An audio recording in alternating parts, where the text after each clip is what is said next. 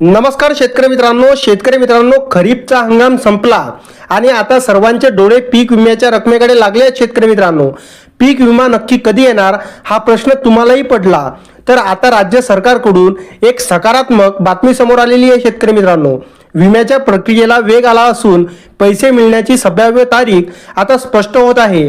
काय आहे हा नवीन शासन निर्णय आणि याचा तुम्हाला कसा फायदा होईल तर आपण सविस्तर बघूया. सध्या राज्यात रब्बीची तयारी सुरू असली तरी प्रत्येक शेतकऱ्याच्या मनात एकच प्रश्न आहे की माझा खरीपचा पीक विमा कधी येणार. तर शेतकरी मित्रांनो, आज 22 डिसेंबर 2025 शासनाकडून या संदर्भात एक महत्त्वाची बातमी समोर आलेली आहे. पीक विमा वाटपाच्या प्रक्रियेला एक मोठा अडथळा आता दूर झाला असून एक महत्त्वाची बातमी समोर आली. तर शेतकरी मित्रांनो, सुधारित पीक विमा योजना राबवण्यासाठी शासनाने आज शासकीय आणि कार्यालयीन खर्चासाठी तब्बल 31,46,00,000 रुपयांचा निधी मंजूर केला आहे. आता तुम्हाला प्रश्न पडला आहे की हा निधी कार्यालयासाठी आहे, यात माझा काय फायदा. तर मित्रांनो, विषय थोडा समजून घ्या. पीक विमा वाटपासाठी सर्वात महत्त्वाची गोष्ट म्हणजे पीक कापणी प्रयोग. आपल्या शेतात जे कर्मचारी येऊन पीक कापणीची प्रयोग करतात त्यांच्या माध्यमातून वाटप या निधीतून होणार आहे. यासाठी जवळपास 10 कोटींची तरतूद सुद्धा झालेली आहे.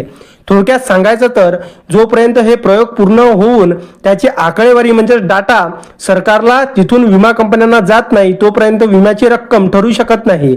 आता या कर्मचाऱ्यांचे मानधन मंजूर झाले आहे. याचाच अर्थ की आता पीक विमा मिळणार आहे.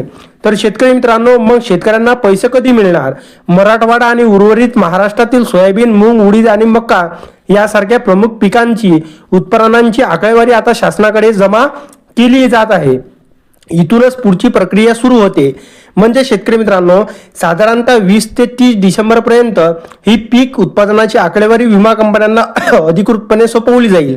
त्यासाठी कालावधी काय आहे ते एकदा हा डाटा कंपन्यांच्या हातात पडला की तिथून 21 दिवसाच्या आत क्लेम प्रोसेस करण्यासाठी मिळतो. संभाव्य तारीख या गणितानुसार जर 30 डिसेंबर पर्यंत कंपन्यांनी डाटा मिळवला तर 21 जानेवारी 2026 नंतर किंवा फेब्रुवारीच्या पहिल्या आठवड्यात शेतकऱ्यांच्या खात्यावरती पीक विम्याची रक्कम जमा होऊ शकते. शेतकरी मित्रांनो, आता त्या योजनेसाठी उशीर झाल्यास काय करावे तर केंद्रीय कृषी मंत्र्यांनी दिलेल्या निर्देशानुसार जर विमा कंपन्यांनी आकडेवारी मिळाल्यानंतर 21 दिवसाचा वेळ लावला तर त्यांना 12% व्याजासह रक्कम देण्यात येते. म्हणजे शेतकरी मित्रांनो, या प्रोसिजरला जर 21 दिवसाच्या आत तुमच्या खात्यामध्ये पीक विम्याचे पैसे आले नाही तर तुम्हाला 12% व्याजासोबत पैसे मिळणार आहे. आता सध्याची परिस्थिती पाहता जानेवारीचा शेवटचा किंवा फेब्रुवारीचा महिना या शेतकऱ्यांसाठी गुड न्यूज घेऊन येणार आहे. प्रशासकीय पातळीवर निधी मंजूर झाल्यामुळे आता गाडी रुळावर लागलेली आहे.